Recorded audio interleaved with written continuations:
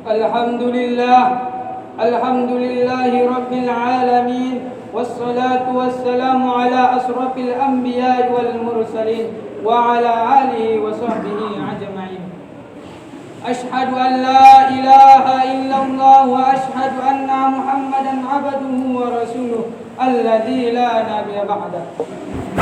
Allahumma salli ala sayyidina Muhammad wa ala alihi wa sahbihi ajma'in. Amma ba'd. Faya ayyuhal hadirun wa ya ayyuhal muslimun rahimakumullah, ittaqullah usikum wa iyaya binafsi bittaqwallaha faqad fazal muttaqun. Qala Allah ta'ala ya ayyuhalladzina amanu ittaqullaha haqqa tuqatih wa la tamutunna illa wa antum muslimun. Hadirin jemaah salat Jumat yang dirahmati oleh Allah Subhanahu wa taala. Syukur alhamdulillah, mari sama-sama kita panjatkan kehadirat Allah Subhanahu wa taala yang masih memberikan kepada kita nikmat-nikmatnya, yang diantaranya nikmat kesehatan dan nikmat kesempatan, sehingga kita dapat berkumpul di masjid yang mulia ini untuk melaksanakan ubudiyah kita kepada Allah Subhanahu wa taala, yakni salat Jumat yang insyaallah kita laksanakan secara berjamaah. Salawat serta salam mari sama-sama kita kirimkan ke ruh junjungan alam, yakni Nabi besar Muhammad sallallahu alaihi wasallam, yang sangat kita harapkan syafaat beliau dengan lafaz Allahumma salli wa sallim wa barik ala sayyidina Muhammad wa ala ali sayyidina Muhammad.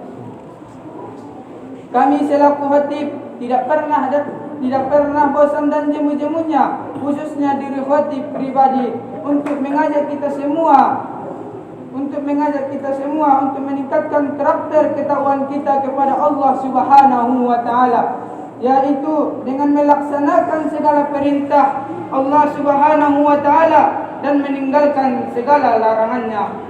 Moga-moga kita semua termasuk orang-orang yang bertakwa di hadapan Allah Subhanahu wa taala. Hadirin jamaah salat yang dirahmati Allah Subhanahu wa taala. Adapun judul khutbah kita pada kesempatan kali ini ialah bersadar diri adalah salah satu ciri-ciri taubat. Menyadari diri kita telah sadar kalau sudah melakukan maksiat atau satu kesalahan. Kita harus bertaubat dari satu kesalahan dengan taubat yang sebenar-benarnya. Adapun artian kata taubat adalah berlepas diri. Berarti kita harus berlepas diri dari satu maksiat atau satu kesalahan. Berlepas diri yang sebenar-benarnya sebagaimana firman Allah Subhanahu wa taala dalam Al-Qur'an surah At-Tahrim ayat 8 yang sekira-kira artinya, hai orang-orang yang beriman, bertaubatlah kepada Allah dengan taubat yang sebenar-benarnya, dengan taubat yang semurni-murninya. Mudah-mudahan Tuhan kamu akan menghapuskan dosa-dosa dan kesalahan-kesalahanmu dan memasukkanmu ke dalam surga yang di bawahnya mengalir sungai-sungai pada hari ketika Allah tidak mengecewakan para nabi-nabi dan orang-orang yang beriman bersama para nabi, sedang cahaya mereka memancar di hadapan dan di sebelah kanan mereka sambil mereka berkata, ya Tuhan kami, sempurnakanlah bagi kami cahaya kami dan ampunilah kami, sesungguhnya Engkau Maha Kuasa atas segala sesuatu. Bertaubat dari kesalahan, ciri-cirinya diantaranya yang bertaubat menyadari kesalahan dan meminta maaf kepada orang yang pernah disolimi dan meminta ampun kepada Allah dan menyadari kesalahan. Kalau sudah bertaubat kepada Allah, kita jangan mengulangi kesalahan walaupun satu kesalahan. Kita jangan anggap remeh, karena dari dosa yang kecil akan membengkak menjadi dosa besar.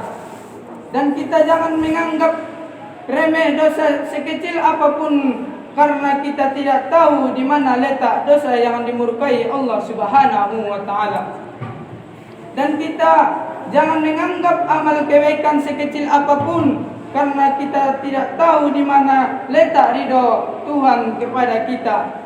Sebagaimana firman Allah dalam Al-Quran surah Al-Zalzalah ayat 7 sampai ayat 8, yang sekira-kira artinya, maka barang siapa yang mengerjakan kebaikan sekecil biji zarrah, Allah akan melihatnya dan Allah akan membalasnya. Dan barang siapa yang mengerjakan kejahatan sekecil biji zarrah, Allah akan membalasnya. Dari ayat yang di atas, kita jangan menganggap dosa sekecil apapun dan amal kebaikan sekecil apapun. Sebesar apakah biji zarrah? Ulama berpendapat sebesar benda yang tidak bisa dibagi-bagi lagi. Marilah kita bertaubat walaupun dari satu kemaksiatan, sebagaimana hadis Nabi yang sekira-kira artinya, taubat dari satu dosa seperti orang yang tidak punya dosa, atau seperti bayi baru lahir. Hadirin jemaah salat Jumat yang dirahmati oleh Allah Subhanahu wa taala. Adapun kesimpulan khutbah yang di atas, yang pertama, kita harus senantiasa bertaubat setiap saat. Yang kedua, kalau terulang lagi mengerjakan kemaksiatan, selalulah mengingat Allah. Firman Allah dalam Al-Quran yang sekira-kira artinya, sesungguhnya zikir akan menenangkan hati. Yang ketiga, kita jangan menganggap remeh kesalahan dan kebaikan sekecil apapun, karena setiap saat malaikat raqib dan atid selalu mengintai kita dimanapun dan kapanpun. Yang keempat, dan sekecil apapun dosa dan kebaikan, Allah akan membalasnya. Yang kelima, kita harus mencari keridhaan Allah Subhanahu wa taala. Cukup sekianlah khutbah yang singkat ini. Mudah-mudahan kita hamba Allah yang senantiasa bertaubat kepada Allah Subhanahu wa taala. Amin amin ya rabbal alamin. Barakallahu li wa lakum fil Qur'anil azim, wa nafa'ani wa iyyakum bima fihi minal ayati wa dzikril hakim, wa taqabbal minni wa minkum tilawatahu innahu huwal ghafurur rahim. Allahumma salli ala sayyidina wa nabiyyina wa habibina wa syafiina wa surina wa maulana Muhammad.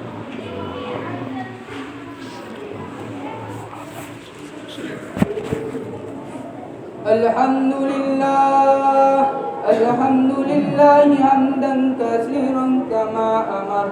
Ashhadu an la ilaha illallah wahdahu la syarika lah, wa ashhadu anna Muhammadan abduhu wa rasuluh alladzi la nabiyya ba'dah. Allahumma salli ala sayyidina Muhammad wa ala alihi wa sahbihi ajma'in. Amma ba'du, fa ya ayyuhal hadirun, fa ya ayyuhal muslimun rahimakumullah, ittaqullah,